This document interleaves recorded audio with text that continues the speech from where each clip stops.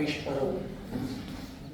आणि मौका पे मंच पे विराजिया सभी आत्मीय सुधीजन, मैं अपनी मातृभाषा का माध्यम से पूरी बात बोलूँगा, क्योंकि मातृभाषा जी जो है हम सबकी जी है।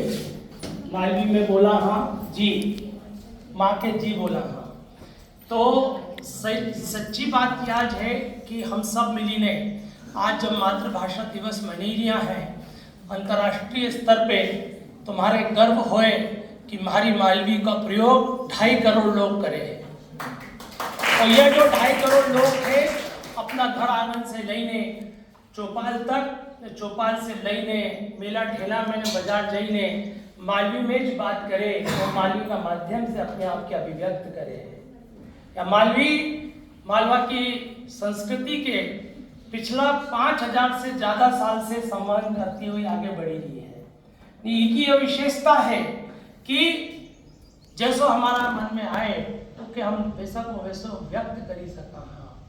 हमारे किसी भी प्रकार से अनुवाद को सहारा नहीं लेना पड़े। मैं आप जानिए अच्छा लगेगा कि आज मालवी में लगभग 20,000 से ज़्यादा शब्दों का शब्दकोश बन गया है। हमारा व्याकरण बनी क्यों है, अलग अलग इलाका में जो मालवी है उनका प्रयोग करने वाला लोग अलग अलग उपबोलियों का प्रयोग करे। मालवी की 5 उपबोलियाँ हैं। मालवी की प्रमुख उपबोली है जहाँ स्थान पे हम खड़ा हुआ है, उपनाम है अवंती जनपद, और अवंती जनपद को जो राजधानी ली है उज्जैन, तो उज्जैन इंदौर देवास का आसपास का लोगों की जो बोली है वो कि हम लोग आदर्श या केंद्रीय मालवी बोला है। दूसरा महत्वपूर्ण रूप है सोनवाड़ी मालवी। ये जो सोनवाड़ी जो क्षेत्र है ये एक तरह से संधिभूत क्षेत्र है। इना क्षेत्र में अलग अलग स्थान का लोग आया, वहाँ पे बसी गया। ये जो आगर महितपुर से लेने चोमेला तक को जो इलाको है इनके हम सोनवाड़ बोला हाँ। तो वहाँ की मीठी बोली है सोनवाड़ी। सोनवाड़ी की यह विशेषता है कि जैसे पक्षियों ने अपनी कंठ का माध्यम से सुंदर कोलाहल करे है, कलरव करे है, वैसी क्या सोनवाड़ी बोली है। सोनवाड़ी क्षेत्र का लोग जो है वो अपना माथा पे आप देखोगा तो मूंगा ने मोतिया रंग का जो है साफा पहने हैं। तो एक तरफ मूंगा कलर का जो है भी साफा पहने ने मोतिया कलर का साफा पहने, यह उनकी विशेषता है। तीसरी महत्वपूर्ण उपबोली है मालवी की जी के हम रजवाड़ी बोला था। ये जो रजवाड़ी क्षेत्र है ये रतलाम सेलाना ने आगे चला जाओ आप तो बांसवाड़ा तक को जो इलाको है इनकी जो मीठी बोली है रजवाड़ी कहलाए है। चौथी जो महत्वपूर्ण हमारी बोली है उपनाम है दशोरी। दशपुर अंचल की जो बोली है वो दशोरी बोली है। उनकी यह विशेषता है कि उनमें आप जब चित्तौड़ तक चला जाओ तो वहाँ तक मालवी बोली जाए है। मेवाड़ी कब बदली ने और दशोरी में बदली जाए है आपके पता ही नहीं चलेगा। खान पान का तरीकों में बहुत ज़्यादा अंतर नहीं आए, लेकिन आप देखो तो इना आड़ी का लोग जो है वो तुअर का जो है सेवन करे, तुअर की दाल खाए ने। उधर आप चले जाओ तो वहाँ दाल को जो है स्वरूप बदली जाए। पार्टी दोनों खाए लेकिन पार्टी के साथ इधर का लोग जो है वो तुअर की दाल खाए और आप वहाँ चले जाओ तो दाल को रूप बदली जाए।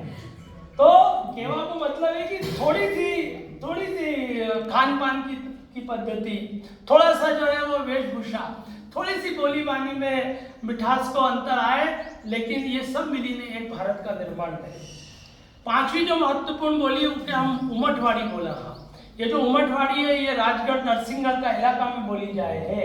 और छठी जो है एक और हम उपबोली का माना हाँ, जो कि एक तरह से मिश्रित बोली है जिसे हम भीली मालवी बोला हाँ।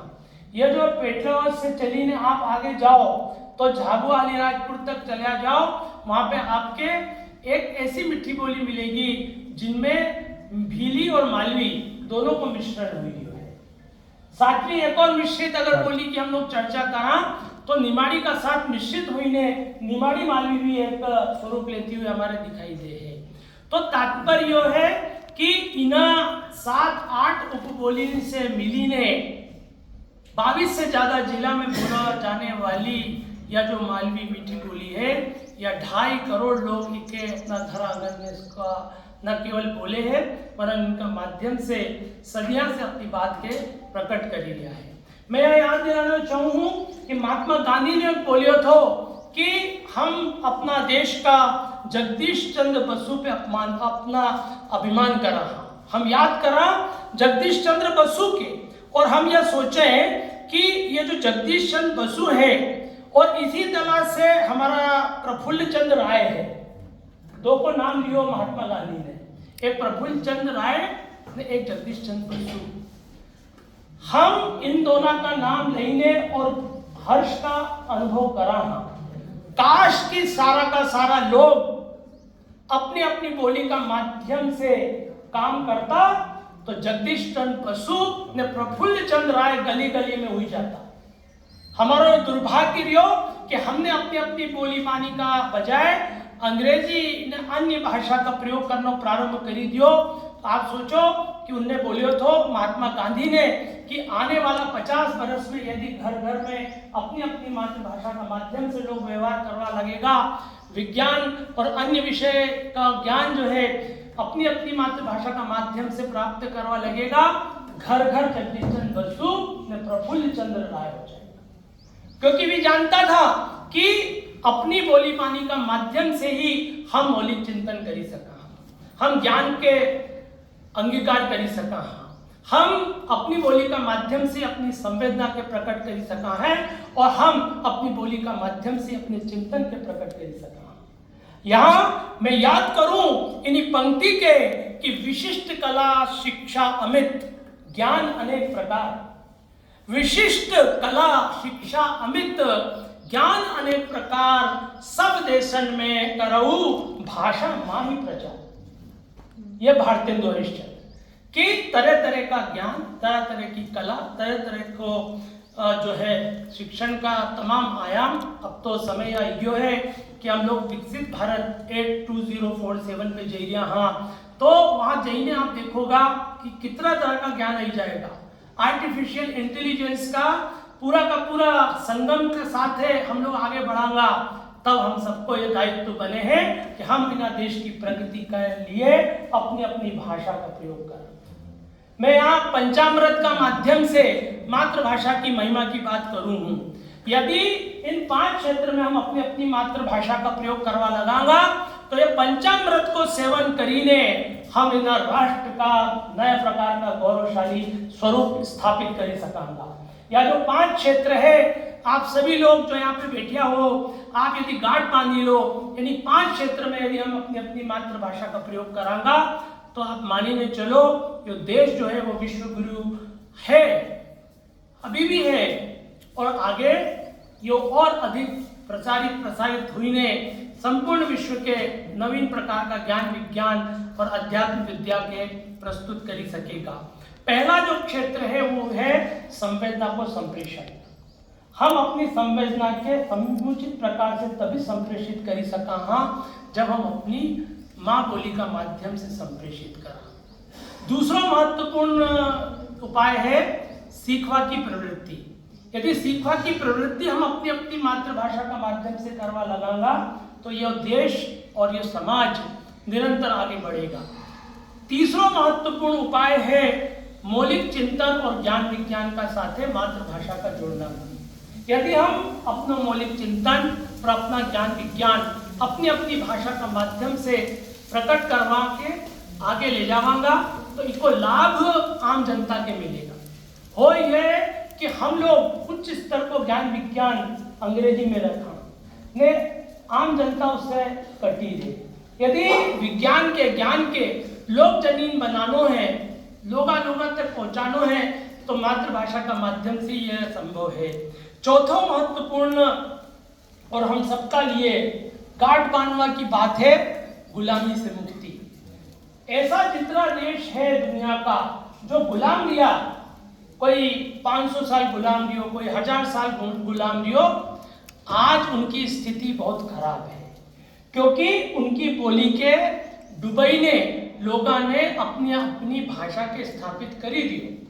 तो गुलामी से मुक्ति का वास्ते हमें अपनी मातृभाषा के साथ खड़े रहने रहेगो और पांचवी और सबसे महत्वपूर्ण बात है कि अपनी संस्कृति, अपनी समाज की पूरी परंपरा उनके और विरासत के आगे ले जावा वास्ते हमें अपनी मातृभाषा के साथ रखना होगा। तो यह जो पंचामृत है, यदि इनका हम सब पान करांगा और इनका माध्यम से अपनी अपनी मातृभाषा के आगे ले जावा के लिए तैयार होगा, सन्नद्ध होगा, तो आप मानिए चलो हर बोली बानी जिंदा रहेगी। मैं यो बोलना चाहूँ कि बोलांगा तो जिएगी मालवी, बोलांगा तो जिएगी मेवाड़ी, बोलांगा तो जिंदा रहेगी बुंदेली, और बोलांगा तो जिंदा रहेगी बघेली। ने केवल बोली के नहीं बचावांगा, हम अपन भी जिंदा कहलावांगा। जो अपनी भाषा के बोले है वो सच्चो अर्थों में इस संसार में जिंदो है, और जो अपनी बोली के भूली गयो वो जिंदो नहीं है, वो शरीर हुई सके है, मनुष्य नहीं हुई सके, ऐसी हमारी मान्यता है। तो हमारी बोली मारो अभिमान है। घणो घणो धन्यवाद। बहुत बहुत धन्यवाद। बहुत सरस मालवी में आपने